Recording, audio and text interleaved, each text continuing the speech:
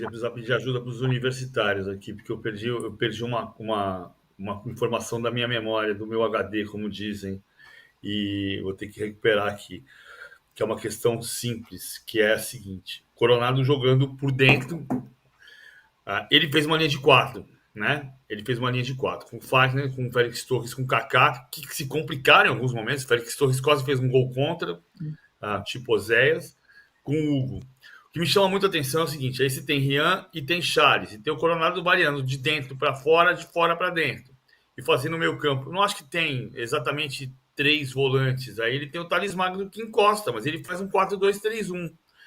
E que é uma coisa que o Ramon gosta de fazer um 4-2-3-1, mas ele gosta de fazer a saída sempre voltando com um volante, que seria o Ranieri ou seria o André Ramalho, mas ontem ser os dois tinha que ser o Rian, para fazer um lateral chegando e o Fagner dá amplitude, e aí ele faz um 3-2-5, um 3-2-2-5, que é o WM, né? Que já explicamos aqui, que é um WM, porque nessa formação você faz um M na defesa e um W no ataque.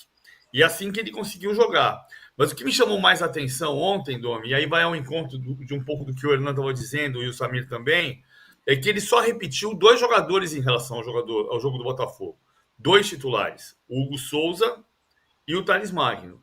Foram os dois únicos titulares iguais.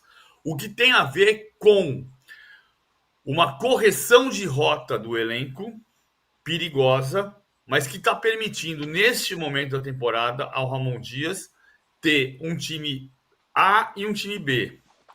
Ou um time B de Brasileirão e um time C de Copas. Né? O time B de Brasileirão que tem o André Ramalho, que tem o Garro. O time C de Copas tem um Coronado, ou pelo menos teve ontem.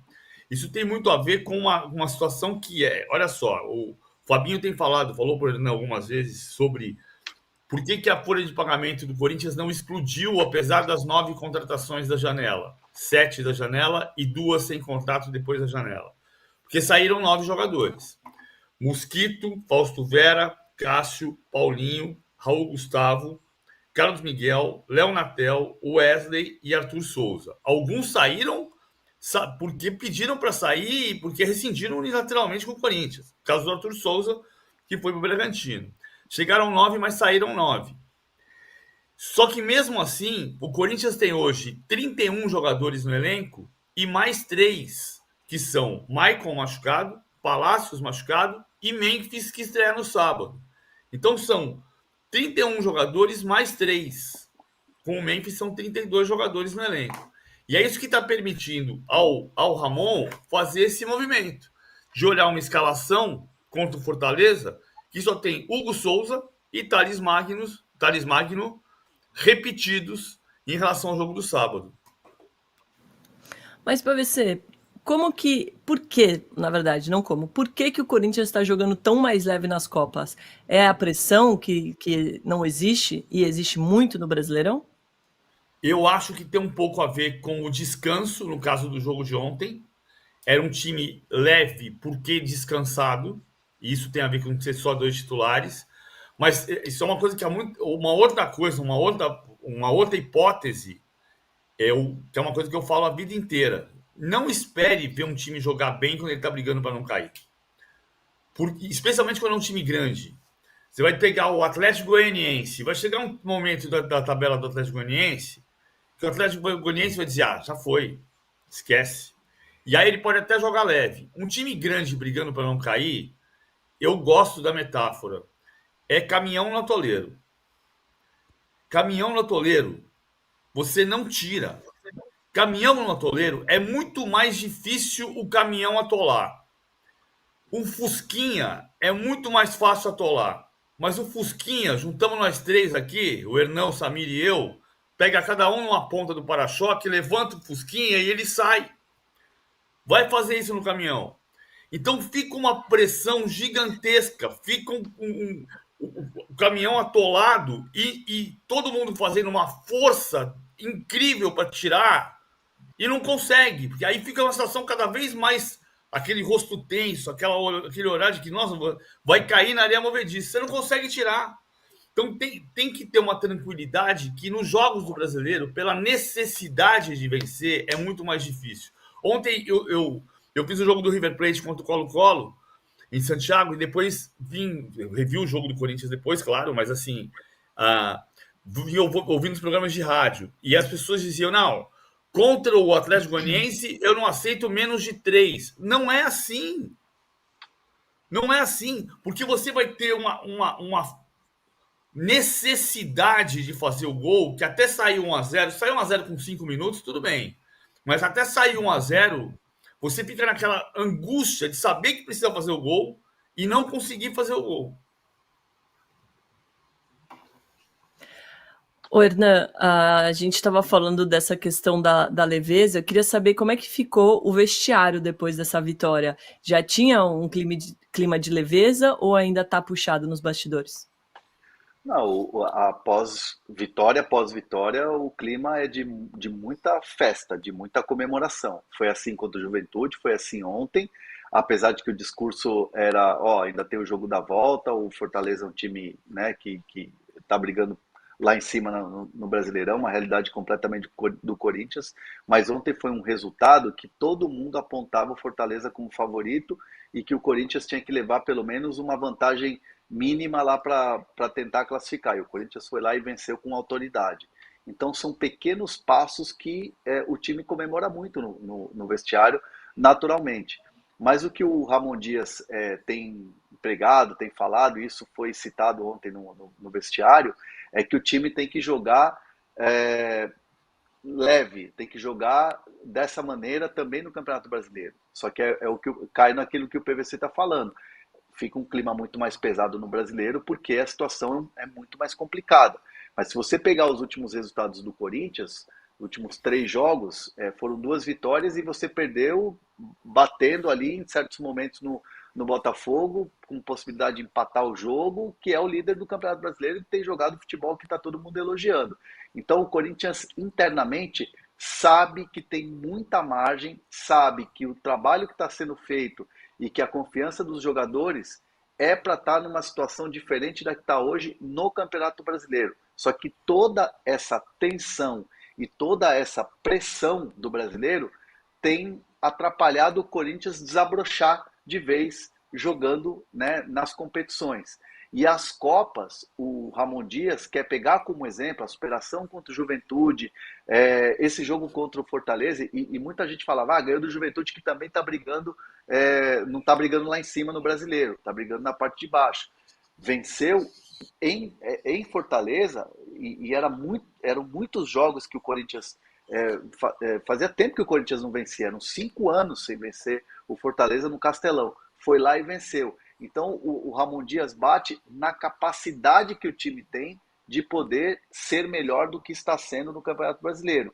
E isso evidente de alguns jogos para cá, com a chegada dos reforços. Então, Ramon, vai bater nessa tecla do jogo do Castelão, do jogo da virada contra o Juventude, do jogo das Copas, para esse time ganhar ainda mais confiança, afastar um pouco a pressão e aquela coisa. Esse time é capaz de chegar, de estar brigando em outra posição. E é aí que esse trabalho que vem sendo feito dia a dia no CT, nas conversas, nas preleções, fazer com que os caras acreditem. E o Corinthians, de fato, está dando respostas aí interessantes, como deu ontem. Eu estou vendo uma coisa aqui, assim, é incrível. Eu ia dizer que desde março o Corinthians não ganha 3 partidas consecutivas, mas não é. O Corinthians não ganhou 3 partidas consecutivas nesse ano. Corinthians 2, Portuguesa 0, Corinthians 4, Botafogo 1, Palmeiras 2-2. Corinthians 3, Cianorte 0, aí tem a Ponte Preta perdendo. Aí vem a estreia do Coronado. O Coronado estreou com o Antônio Oliveira. 3-2 do Santo André, 0-0 Água Santa, 2-0 São Bernardo, 3-0 Londrina. Aí vem 1-1 com o Racing. O Corinthians não ganhou 3 jogos seguidos esse ano. É inacreditável isso. E agora tem uma chance de acontecer isso. Por quê? O Corinthians ganhou o jogo improvável contra o Fortaleza, e aí ele pode vencer o Atlético Goianiense, que é o lanterna do Campeonato Brasileiro. É um jogo tenso, é uma final de campeonato, mas tem o Memphis para estrear, vai ter um clima diferente. E depois tem o Fortaleza na Neoquímica Arena. Quer dizer, se o Corinthians foi capaz de vencer o Fortaleza no Castelão, ele pode ser capaz de vencer o Fortaleza na Neoquímica Arena com sua torcida. Então, o Corinthians vai ter uma chance de finalmente vencer 3 jogos consecutivos. Olá. O Leonardo Não, cadê? Orlando Orsini diz aqui, ó, o Corinthians bipolar, um gigante nas Copas e... não vou usar esse termo que ele usou aqui e não tão gigante no Brasileirão, vou usar esse outro termo. Agora, PVC, o Edu Ferreira diz aqui, ó, o Fortaleza está derretendo e o Walter Vieira chamou o Fortalesma ontem. O Fortaleza realmente parece que perdeu um pouco do vigor físico, que é tão importante para o modo que esse time joga, né? Ganhou 3 sim, ganhou 3 em maio o Corinthians, 4-0 Argentino Júnior, 2-1 América de Natal, 3-0 Racing. Sabia que tinha uma sequência. O Corinthians tem uma sequência de 3 vitórias seguidas. Pode finalmente ter a segunda depois de 6 meses, de 5 meses na quarta-feira que vem. O Fortaleza parece muito o Bragantino do ano passado. E é um fenômeno que acontece muito com times que a gente imagina que estão no momento capazes de vencer o título e que parecem sentir esse peso.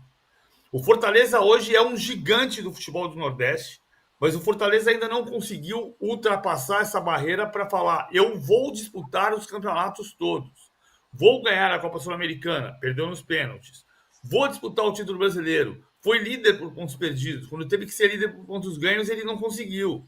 Então tem uma fronteira para ultrapassar, fronteira que clubes médios ou pequenos, que não é o caso do Fortaleza. O Fortaleza é um clube gigante na sua região, mas não é um clube grande nacionalmente.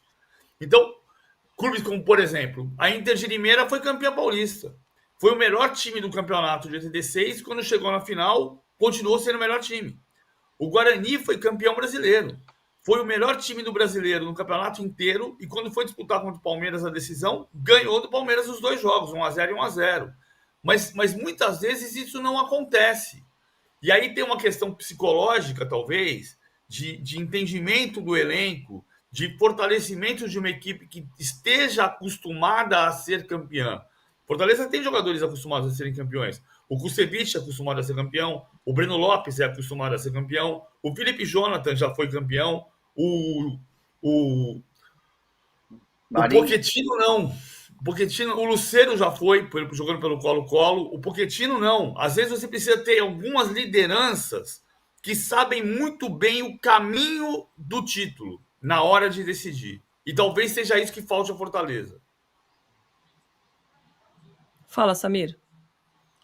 Eu já tinha reparado o Fortaleza numa queda naquele jogo contra o próprio Corinthians, né, pelo Campeonato Brasileiro. O Fortaleza vence com o gol do Pikachu, mas o Corinthians joga melhor, né, na Arena Castelão. E o Fortaleza naquele jogo só melhorou com a entrada do Moisés. Eu sei que ontem o Moisés não jogou porque estava lesionado, mas é difícil de entender esse jogador ser reserva no Fortaleza, olhando as outras opções. Eu acho muito bom o Moisés. Eu acho que o Vojvoda, ontem ele bagunçou o time, né, com as alterações que fez, e o Corinthians passeou em campo, né. E um detalhe também, né, só para a gente ser justo, né, o Bidon ontem, né, tirando o Coronado, foi talvez o melhor jogador da partida, porque fazia tempo, né, que ele não fazia um jogo realmente como fez ontem.